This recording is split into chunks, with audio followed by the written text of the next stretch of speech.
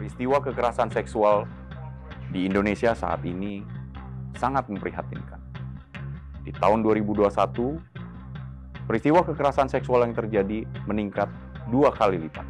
Dengan telah disahkannya Undang-Undang Tindak Pidana Kekerasan Seksual di tahun 2022 ini menjadi langkah progresif terkait penanganan kepada korban-korban tindak pidana kekerasan seksual. Untuk itu, mari ikuti saya berbincang dengan Wakil Ketua Lembaga Perlindungan Saksi dan Korban, Ibu Livia Istania, dalam program Rumah Aman. Halo Ibu. Halo juga. Apa kabar Ibu Livia? Baik. Semoga sehat-sehat selalu ya Bu. Alhamdulillah. Ya, mungkin ini sih Bu, sedikit. Kita ada program di Rumah Aman ini terkait dengan mewawancara. Di 2 episode terakhir itu kan sudah kita bahas terkait dengan perkara-perkara atau kasus-kasus yang memang ditangani oleh LPSK. Yeah. Nah, untuk saat ini,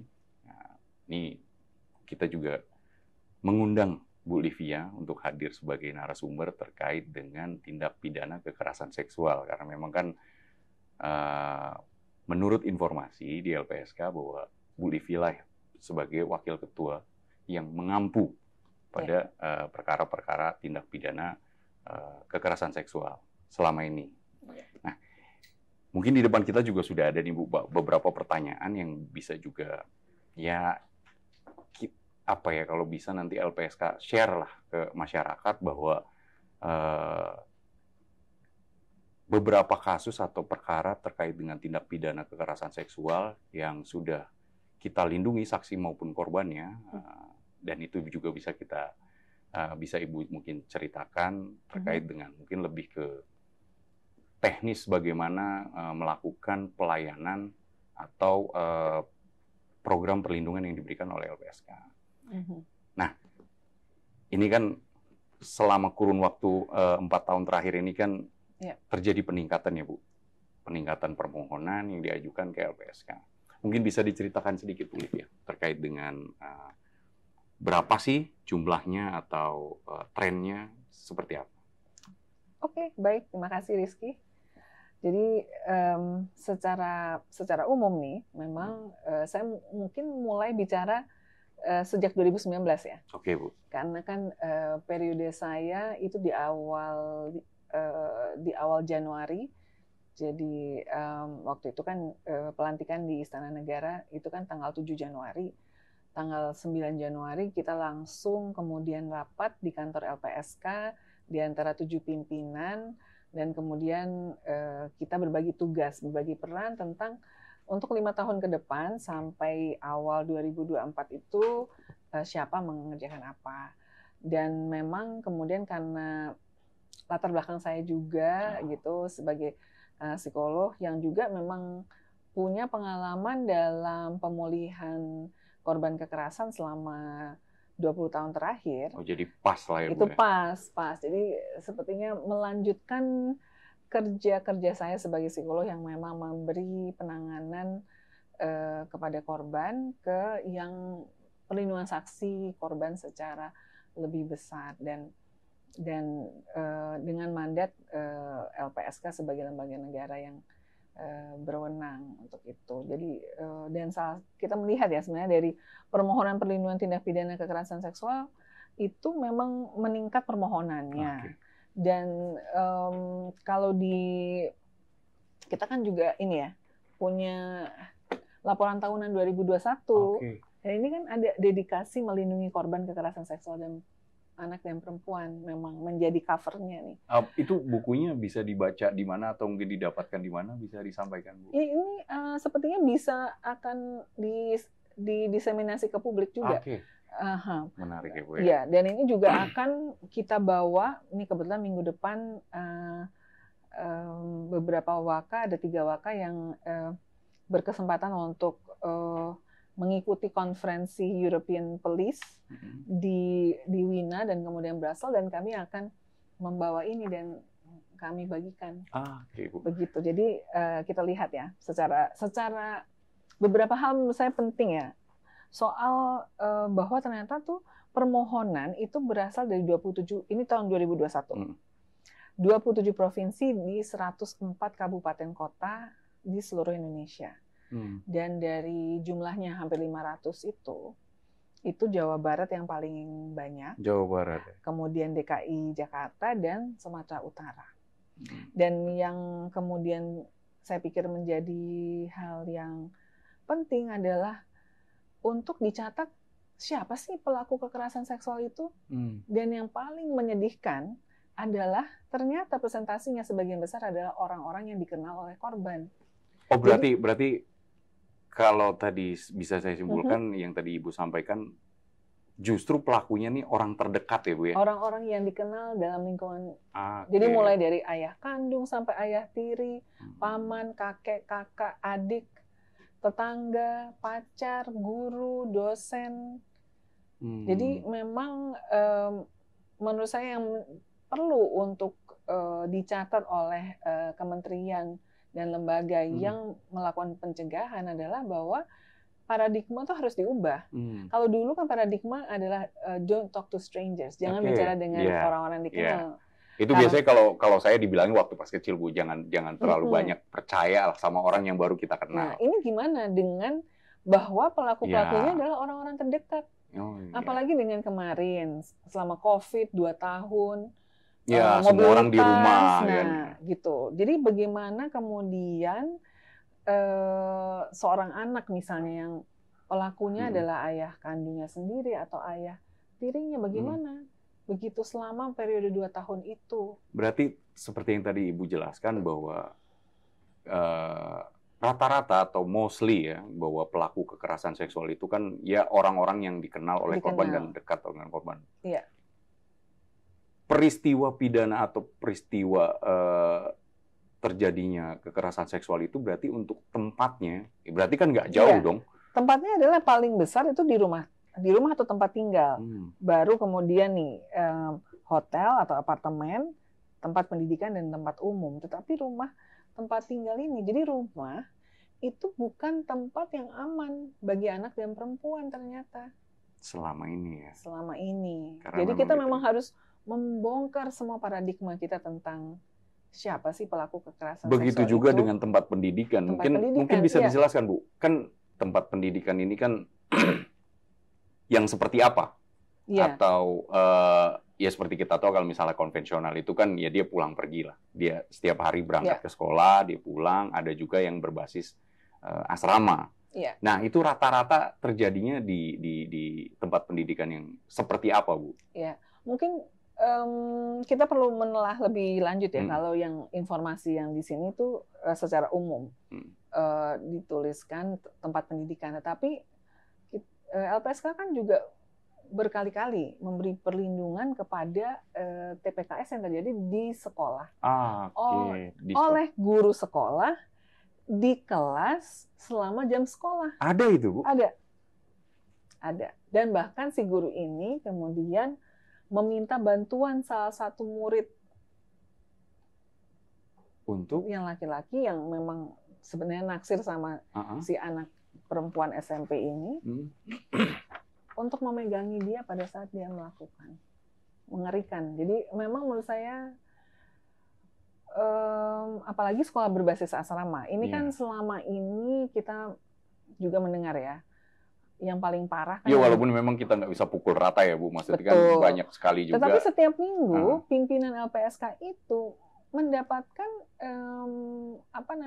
dibacakan risalah-risalah oleh tenaga ahli. Permohonan itu ya Bu? Permohonan di mana itu banyak sekali yang pelakunya itu adalah guru atau yang sekolah berbasis asrama. Dan itu tidak hanya satu agama saja, banyak agama begitu. Jadi tapi itu yang sangat merisaukan kan, bahwa sekolah yang mestinya juga guru itu adalah digugu dan ditiru. Dan ternyata, sebagai tempat kita menitipkan anak kita ya istilahnya kan Bu ya. Iya, jadi saya tuh juga menangani program ya. Misalnya contohnya kan yang akhir tahun lalu benar-benar ini kan yang terjadi di Jawa Barat. Itu adalah pemilik pesantren yang kemudian selama saya di LPSK, menurut saya itu yang paling paling parah ya, dalam Paling arti parah kata ya, gini ya, dari 13 korban kan ada 8 korban yang melahirkan, bahkan ada 1 korban melahirkan 2 kali. Sama mungkin yang ini Bu, kalau misalnya kita ngomong bicarakan terkait dengan pendidikan dengan sistem berbasis asrama itu kan kayak sekolah selamat pagi Ya, Indonesia sekolah juga. selamat pagi Indonesia Yang kemarin sudah diputus oleh 12 tahun. Ya, 12 tahun walaupun Iya. memang akhirnya terdakwa juga mengajukan banding gitu. Ya, itu kan menjadi haknya dia Iya, juga. betul. Tetapi contohnya kan seperti itu, Iya. bahwa saya kembali tadi yang Heri Wirawan pelakunya itu kan ada 9 bayi yang adalah ya akibat hal tersebut. Nah, ini kan jangka panjangnya itu loh, Riz, yang perlu di ini ya. Jadi yang di rapat-rapat awal tuh pada saat itu kemudian kita dikumpulkan oleh Pak Kajati Jawa Barat, itu ada Bu Bintang, Bu Menteri juga, kemudian ada Bu Atalia, Ibu Wagub, Ibu Gubernur, Ibu Gubernur, dan kemudian ada LPSK Gubernur juga, Jawa Barat. Gubernur Jawa Barat. Itu juga saya menyampaikan bahwa akte kelahiran juga harus diterbitkan tuh. Jangan sampai kemudian dituliskan nama si ayahnya itu adalah si pelaku ini. Ya, secara ayah biologis gitu ya Bu. Iya. Jadi memang itu berbasis ibu saja. Oke. Gitu, karena kan kemudian dan itu dimungkinkan ya Bu. Maksudnya kalau misalnya itu dimungkinkan. Dan gitu kan ada juga beberapa anak yang waktu itu tidak boleh bersekolah, sudah menjadi korban malah tidak boleh bersekolah. Padahal itu kan hak universal, hak anak untuk mendapat pendidikan gitu. Jadi memang untuk yang beberapa perkara yang viral ya, soal yang di Jawa Barat itu, terus kemudian yang di Jombang, dan kemudian yang SPI itu juga LPSK melakukan langkah-langkah untuk memastikan bahwa hak anak atas pendidikan itu juga dapat diteruskan. Oke Bu. Tadi kan menarik ya Bu, maksudnya tadi Ibu menyampaikan bahwa memang ternyata banyak lah ya dalam tanda kutip mungkin banyak korban-korban yang memang ternyata terkait dengan kasus ini ya Bu, terkait kasus kekerasan seksual yang ternyata mendapatkan layanan dari LPSK. Nah, dari sisi psikolog nih Bu, Ibu kan seorang psikolog juga, mungkin bisa nggak disampaikan dampak dari kekerasan seksual itu sendiri yang dialami oleh korban-korban ini yang memang masuk ke dalam program layanannya LPSK. Ya, jadi program perlindungan yang diberikan LPSK itu juga termasuk adalah bantuan. Ada 3 macam bantuan medis, psikologis, dan psikososial. Nah, untuk yang medis pun itu juga menurut saya perlu kita garis bawahi bahwa LPSK itu memberikan juga dari sisi misalnya gini, kalau kemudian si korbannya ini ternyata hamil dan kemudian harus melahirkan, nah itu juga ada bantuan dari LPSK. Ada bantuan LPSK dari pemeriksaan awal oleh dokter, dan kemudian dokter kandungan, kemudian sampai akhirnya melahirkan. Dan dan untuk yang psikososialnya kita memang kerjasamakan dengan pemerintah provinsi, pemerintah daerah juga begitu. Nah, kalau yang psikologis ini juga sebelum lupa nih, Riz, kita juga rasanya juga lega ya bahwa di Hari Perempuan Internasional 2022 di tanggal 9 Maret itu kita meluncurkan ini panduan rehabilitasi psikologis bagi terlindung LPSK. Dan ini melibatkan hampir 100 psikolog di seluruh Indonesia. Jadi kita waktu itu bicara dengan psikolog-psikolog di Kalimantan, psikolog-psikolog di Sulawesi, psikolog-psikolog di Sumatera, di Jawa, dan di Bali tentang pengalaman mereka memberi layanan. Dan itu kita bagi 3. Jadi pertama adalah assessment, karena kan di pasal 28 Undang-Undang 31 2014 ada di poin C itu kan adalah assessment medis atau psikologis. Nah, terus kemudian yang kita memastikan bahwa kualitasnya tuh baik dari assessment. Terus kemudian nanti penguatan psikologis juga penting untuk supaya korban itu saksi ya, maksudnya saksi korban atau saksi gitu, pelapor itu dapat memberikan keterangan dengan aman dan nyaman dalam persidangan misalnya, itu juga perlu ada penguatan psikologis. Oh iya. Tidak hanya keamanan secara fisik, tetapi juga secara psikologis. Begitu, mungkin tadi yang Ibu sampaikan bahwa banyak dari psikolog yang memang terlibat dalam pembuatan ya mungkin ya, atau pengembangan. Jadi kan ini jatuhnya mungkin lebih ke kayak panduan ya Bu, atau bisa diartikan nggak Bu? Maksudnya apakah ini panduan yang diberikan, panduan layanan yang diberikan kepada korban tindak pidana kekerasan seksual yang sesuai dengan LPSK atau? Iya, ini lebih spesifik untuk terlindung LPSK. Jadi misalnya itu kita tuh kan memastikan tadi ya untuk assessment itu menganalisis juga resikonya, karena tadi pertanyaan Rizky kan saya belum jawab tuh yang soal dampaknya. Karena kan ada dampak resiko itu tidak hanya oleh eksternal, juga internal. Ada korban juga yang suicidal, yang kemudian begitu benci terhadap dirinya sendiri, itu ingin menyakiti diri atau membunuh dirinya sendiri. Nah, kita kan juga harus memastikan bahwa hal tersebut tidak terjadi. Nah, secara yang lain juga dampak fisik kan mulai dari kehamilan yang tidak diinginkan itu. Tetapi kan kita melihat ya Undang-Undang Kesehatan Nomor 39 tahun 2018 itu bahwa ternyata tuh hanya dibatasi 40 hari untuk bisa aborsi. Oh, berarti hanya dibatasi sampai dengan 40 hari. 40 hari usia janin. Usia janin. Nah, seringkali kan kalau misalnya korban seksualnya kekerasan seksual itu anak, dia kan mana tahu apa yang terjadi terhadap dirinya dan sebagainya. Jadi kemudian ya itu kan harus didukung secara psikologis. Yang paling kecil yang pernah saya jadi terlindung LPSK yang hamil kemudian melahirkan tuh usianya 10 tahun pada saat 10 melahirkan. Itu di Kalimantan Timur. Yang membuat saya sangat prihatin dan akhirnya kemudian LPSK bekerja sama dengan sebuah yayasan yang memang bergerak dalam masalah kesehatan reproduksi untuk memastikan bahwa korban perkosaan itu bisa mendapatkan akses terhadap informasi juga begitu. Berarti 10 tahun dia sudah menjadi korban dan dia mengalami kehamilan. Maksud saya anak seusia itu kan pasti tidak menyadari ya apa yang terjadi di dalam tubuhnya. Dan anak itu kecil banget, tapi ya untungnya sih bayinya tuh lahir dengan sehat ya gitu. Jadi waktu itu rumahnya juga sangat sederhana dan itu juga pelakunya adalah si ayahnya itu penambang pasir.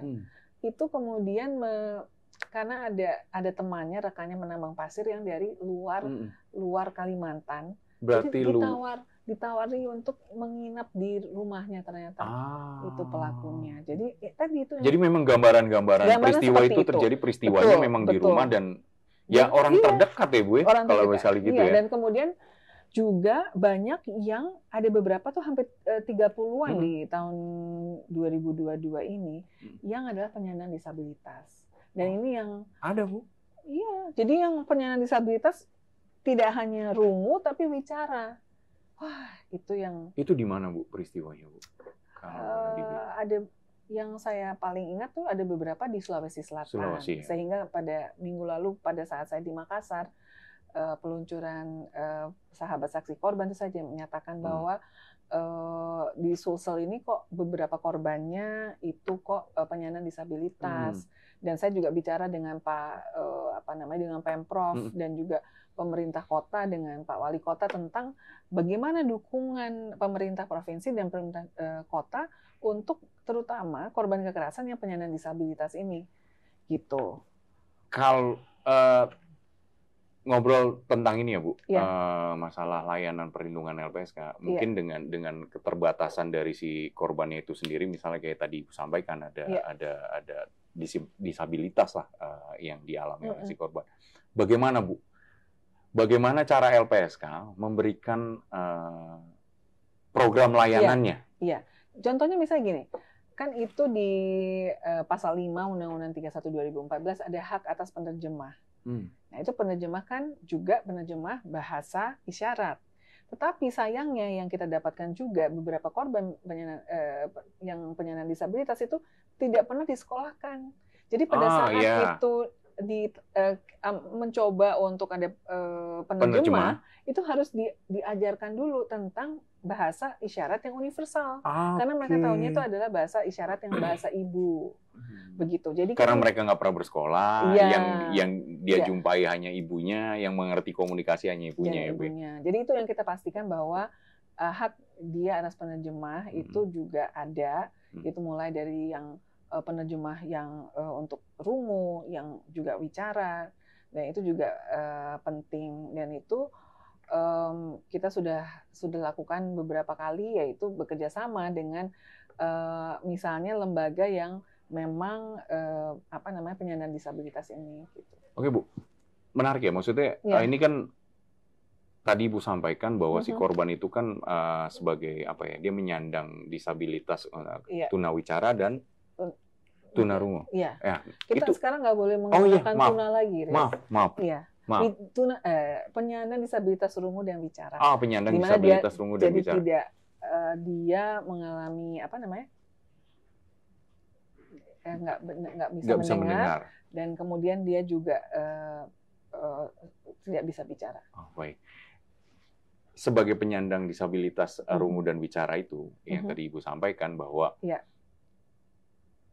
dia ini kan mengalami suatu peristiwa yang memang semua orang juga tidak menginginkan itu, Ibu. Maksud saya, bagaimana caranya akhirnya si korban ini atau si penyintas ini bisa melaporkan ke kepolisian dan sampai ada proses penegakan hukum di sana? Iya, jadi memang seringkali kan LPSK itu di permohonan itu datangnya juga dari pendamping, bisa dari lembaga bantuan hukum setempat atau pendamping dari forum penyedia layanan, begitu kan, di mana mereka kemudian mendapatkan ini dan membutuhkan atensi dari lembaga negara, akhirnya mengontak LPSK. Jadi memang kita masalah sinergitas rujukan ini menjadi antara kementerian lembaga itu dan juga dengan masyarakat itu menjadi sangat penting, begitu. Dan contohnya kan misalnya gitu ya, contohnya bahwa hak atas penerjemah itu penting, kemudian hak atas dia mendapatkan pendamping, gitu kan, dan pendamping itu bisa tadi LBH, bisa dari forum pengadaan layanan, misalnya itu bisa dari P2TP2A, dari UPTD, dan dalam Undang-Undang TPKS juga LPSK tersebut menjadi pendamping. Nah, itu juga penting bahwa kita itu kan di pasal 26 Undang-Undang TPKS 12 2022 itu ada dituliskan secara gamblang bahwa harus ada kompetensi gitu, bagi kompetensi tentang sensitivitas gender yang harus dimiliki oleh para pendamping. Jadi minggu lalu kan kita juga melakukan BIMTEK untuk itu.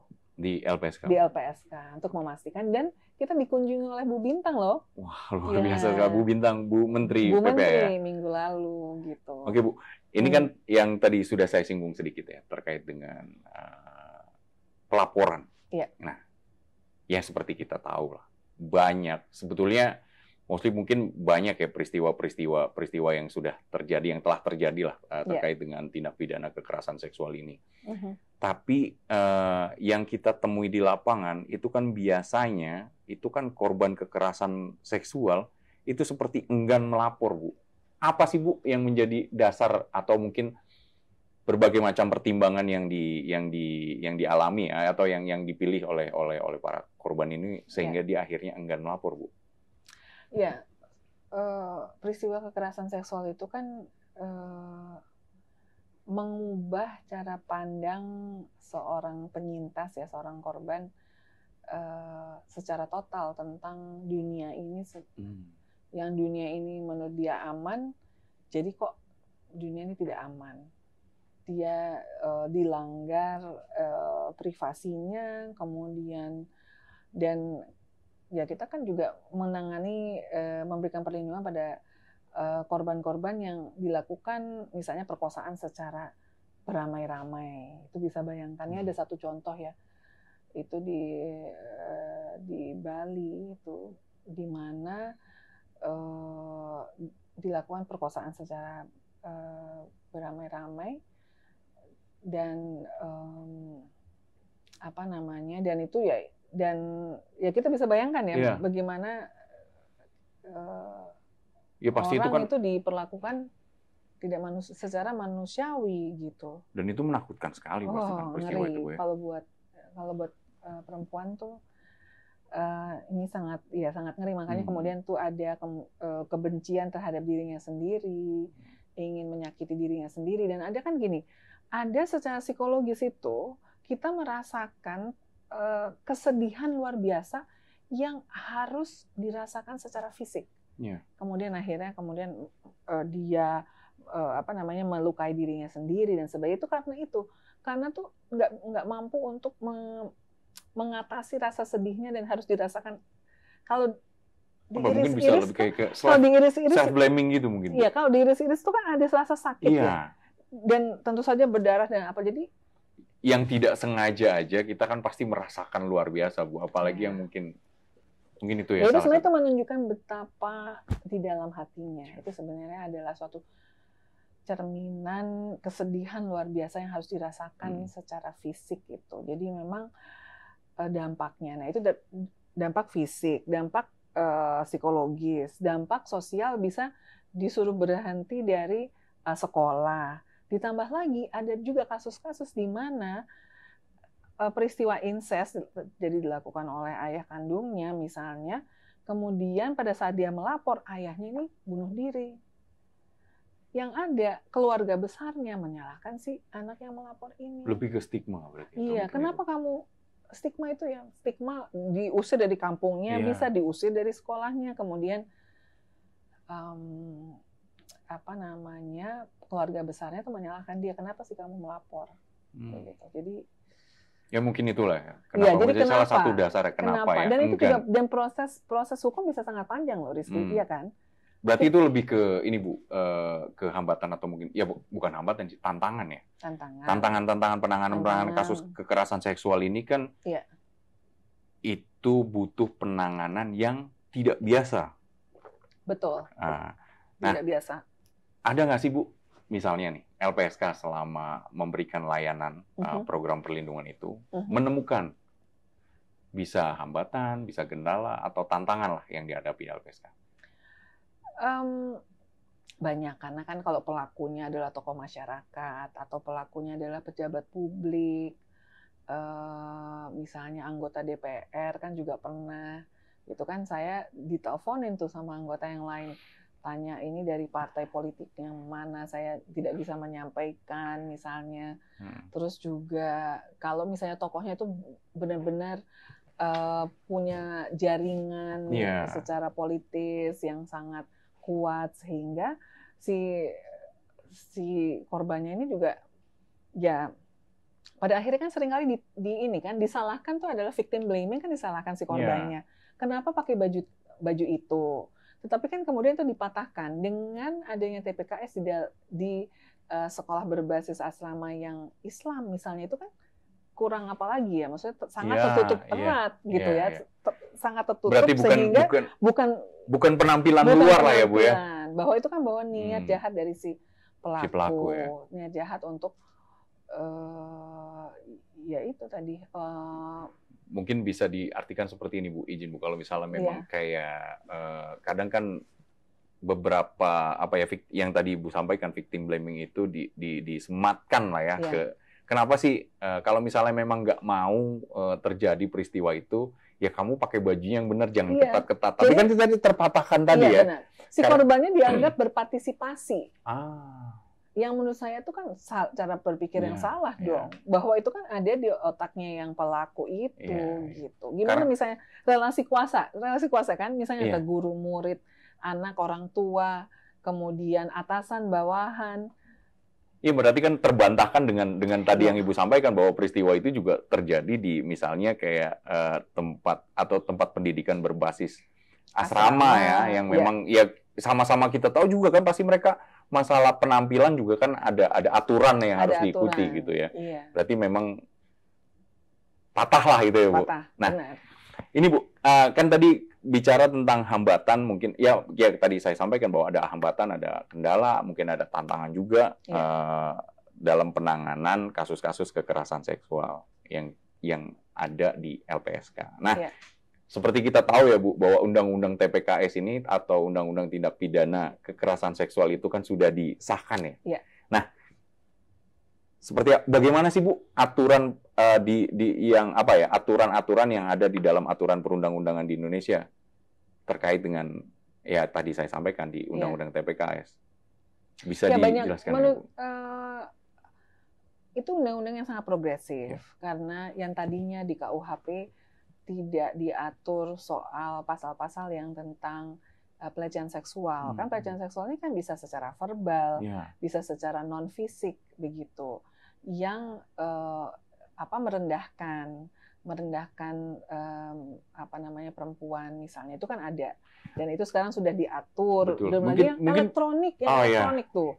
Yang berbasis elektronik banyak sekali loh. Bisa nggak Bu dicontohkan nih Bu? Kan karena ya mungkin di luar sana masih banyak orang-orang yang mungkin belum memahami ya terkait dengan tindakan-tindakan ya walaupun itu verbal, terus tindakan-tindakan yang terkesan merendahkan itu contohnya kayak gimana sih Bu misalnya? Ya itu kan banyak tuh yang lelucon yang menyerang tubuh atau seksualitas seseorang yang dilakukan dengan ini ya. Sebenarnya juga bagian dari perundungan menurut saya, gitu kan, dengan ingin menjatuhkan orang tersebut, gitu. Jadi bukan bercanda yang biasa, bukan, tetapi ingin menyerang ketubuhan dan dengan nada nuansa yang seksual dan itu kan sekarang jadi diatur juga. Berarti salah satunya kayak misalnya Bu, misal contoh ya Bu, ada ya kita perempuan atau cewek lah kita lewat terus disiul-siulin itu juga masuk Bu ke ya sebenarnya catcalling kan juga termasuk walaupun mungkin itu lebih yang ringan ya gitu dan ada juga peraturan bahwa ganti rugi atau restitusi yang dibebankan pada pelaku itu tidak boleh untuk tidak dapat diimplementasi untuk yang ancaman hukumannya di bawah 4 tahun. Kan ada tuh sekarang diatur dan soal restitusi ini diatur secara lebih baik di Undang-Undang TPKS ini seperti kita tahu kan Riz bahwa LPSK adalah lembaga negara yang berwenang untuk menghitung restitusi. Kita kan ada tim penilai yang kemudian akan menghitung dan di TPKS ini di Undang-Undang TPKS ini ada tidak hanya 3 kalau yang di Undang-Undang 31 2014 kan lebih 3 ya. Ada 3 yang yang kehilangan kekayaan, terus apalagi nih kehilangan kekayaan atau penghasilan, terus kerugian ditimbulkan akibat penderitaan yang berkaitan langsung dan penggantian biaya medis dan psikologis. Nah di Undang TPKS ada huruf D sekarang yaitu adalah dan kerugian lainnya. Dan kerugian lainnya dan itu dan kalau kemudian si pelakunya tidak bisa membayarkan restitusi itu akan ada sita harta dan kemudian apabila kemudian hartanya tidak cukup, nah disitulah yang ada dana bantuan korban. Nah dana bantuan korban ini itu diambil dari akan dikelola oleh sebuah lembaga dan tidak akan membebani APBN lah gitu. Jadi bukan dari anggaran negara, tetapi itu bisa dari filantropi, bisa dari masyarakat, bisa dari lembaga yang lain. Dan jadi secara spesifik Bu di undang-undang ini ada sudah dijelaskan secara gamblang ya. Jadi bahwa ada penghitungan restitusi, aparat penegak hukum wajib untuk memberitahu tentang hak restitusi kepada kalau korban ya, hak korban atas restitusi, kemudian dihitung LPSK dan masuk dalam tuntutan jaksa dan tentu saja harapannya adalah masuk dalam amar putusan hakim. Nah, apabila kemudian tidak bisa dibayarkan itu ada sita harta tadi dan kemudian bisa menjadi kompensasi yang akan dikeluarkan oleh negara dari dana bantuan korban itu,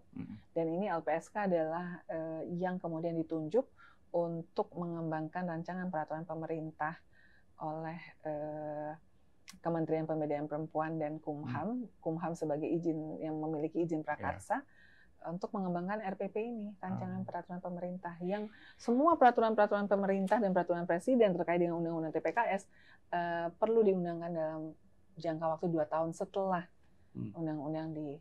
Berarti kalau misalnya memang tadi Ibu sampaikan dan Ibu sebutkan juga bahwa di undang-undang TPKS ini kan terkait dengan tuntutan restitusi atau ganti kerugian kepada pelaku, itu kan yang di atas ancamannya 4 tahun. Berarti kalau kita kaitkan dengan undang-undang perlindungan anak, semua korban yang dianggap anak oleh negara, yang usia anak, bisa mengajukan itu dong ya Bu ya?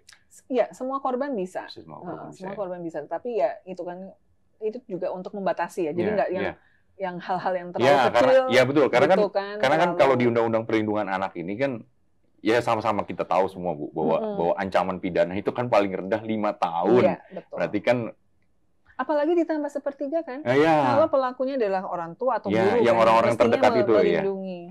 Oke. Ini mungkin terakhir ya Bu. Iya. Ya mungkin bisa kita yang saya butuh yang apa ya istilahnya butuh informasi lah dari Ibu sebagai wakil ketua di Lembaga Perlindungan Saksi dan Korban yang juga berlatar belakang sebagai seorang psikolog. Iya. Yang mungkin juga nanti bisa didengar sama orang banyak bahwa apa sih Bu yang dapat dilakukan oleh si penyintas atau korban dalam hal ini jika mengalami kekerasan seksual. Betul. Baik itu kan tadi yang udah disampaikan sama Ibu bahwa ada keengganan mereka menyuarakan lah atau melaporkan karena ada rasa malu, rasa takut dan sebagainya. Mungkin sedikit apa ya kalau bisa dibilang petua atau wejangan lah Bu yang bisa Ibu sampaikan, apa sih yang mereka bisa lakukan atau dapat lakukan jika mengalami peristiwa kekerasan seksual itu? Ya, yang pertama adalah kita sekarang banyak yang bisa membantu untuk pelaporan awal, misalnya unit di polisian itu kan di setiap polres ada unit UPPA yang sedang kita juga dorong bersama supaya menjadi direktorat PPA, karena harus lebih luas lah daripada hanya sebuah unit gitu ya. Nah itu kan bisa langsung ke kepolisian, dan di PPA itu sudah semuanya Polwan dan Polkinya itu sudah terlatih gitu kan.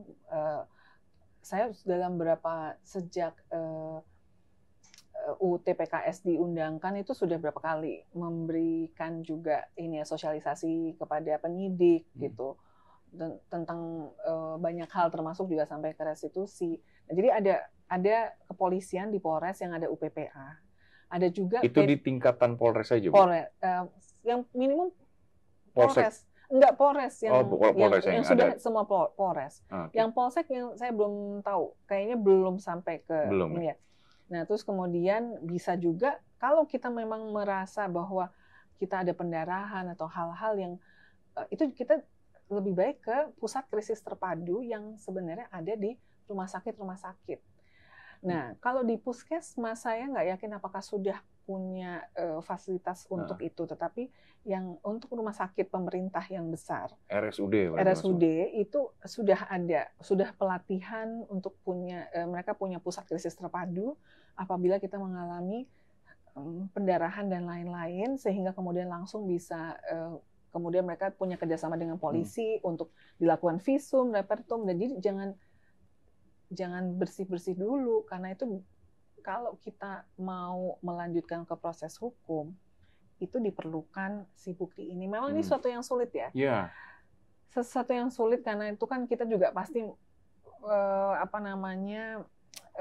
mengalami shock dan nggak percaya, apalagi misalnya itu dialami dari orang-orang yang kita kenal. Tetapi kalau kita ingin lanjut, kalau kita ingin memberikan efek jerah kepada pelaku itu penting untuk kita lakukan. Nah, kemudian setelah kita lapor polisi, nah kita bisa kemudian kalau kita merasa tidak aman gitu, ada intimidasi, bisa dari keluarga pelaku, bisa dari keluarga sendiri yang banyak pelaku dari gitu kan, dari tokoh masyarakat, dari pengikutnya, ada segala macam. Nah itu kita kemudian bisa menghubungi LPSK untuk permohonan perlindungan. Itu bisa dari korbannya sendiri, bisa dari keluarga, dari pendamping, dari aparat penegak hukum, untuk kita membutuhkan perlindungan LPSK supaya kita bisa menjalani proses peradilan pidana itu dengan aman dan nyaman dalam memberikan kesaksian. Dan ini di LPSK kita punya mekanisme ini kan, perlindungan fisik, rumah aman, kemudian tadi bantuan medis, psikologi, psikososial, kemudian pemenuhan hak prosedural. Dan ini ngomong-ngomong soal pemenuhan hak prosedural itu yang paling banyak, di mana pendampingan selama misalnya diminta untuk menjalani proses hukum di kepolisian atau kemudian nantinya di pengadilan. Ya kan, karena memang itu juga salah satu ketakutan sih Bu, yang mungkin bisa kita, ya banyak kan informasi-informasi yang menyampaikan bahwa kenapa salah satunya para penyintas ini juga enggan untuk melaporkan, ya karena memang tidak ada mereka tidak mendapatkan pendampingan yang layak, dan rata-rata para penyintas ini ketika mengalami tindak pidana kekerasan seksual itu sendiri kan dia merasa sendiri ya Bu, atau feel lonely lah ya. Jadi memang dukungan dari keluarga, dukungan dari teman yang mau mungkin itu bisa disampaikan sih, maksudnya gini Bu, kalau misalnya tadi yang saya kutip dari dari yang informasi yang Ibu sampaikan, bahwa ya intinya ketika memang kekerasan seksual itu terjadi, ya jangan takut untuk speak up, satu. Dan mungkin yang tadi tadi Bu, mesti masalah dukungan keluarga ya. Dukungan keluarga. Itu sih yang paling penting ya Bu. Dan Undang-Undang TPKS, tindak pidana kekerasan seksual ini kan melindungi semua WNI ya. Dan itu jadi memang ada perlindungan gitu secara hukum yang selama itu kan juga sebelum disahkan kan prosesnya juga panjang tuh, Riz. Jadi bahwa sekarang ada disahkan tanggal 12 April di rapat paripurna DPR, kemudian ditandatangani tanggal 9 Mei oleh Pak Presiden Joko Widodo, itu menjadi suatu tonggak bersejarah gitu untuk ya kita tidak ingin kekerasan seksual menimpa kita, tetapi apabila terjadi itu kita banyak yang dapat memberi bantuan. Jadi intinya di sini LPSK siap untuk melindungi. LPSK siap memberikan perlindungan kepada korban-korban kekerasan seksual, dan jangan takut untuk speak up. Itu aja sih Bu. Oke, terima kasih banyak Bu Livia atas bincang-bincangnya.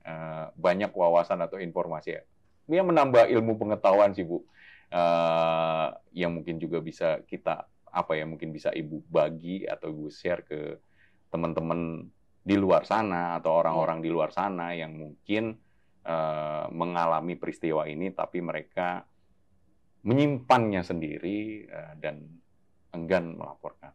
Oke, mungkin itu saja Bu Livia. Terima kasih banyak atas waktunya, atas wawasan dan ilmu pengetahuan yang dibagi. Sehat-sehat selalu, Bu. Terima kasih. Salam sehat dan semangat. Salam sehat, Ibu.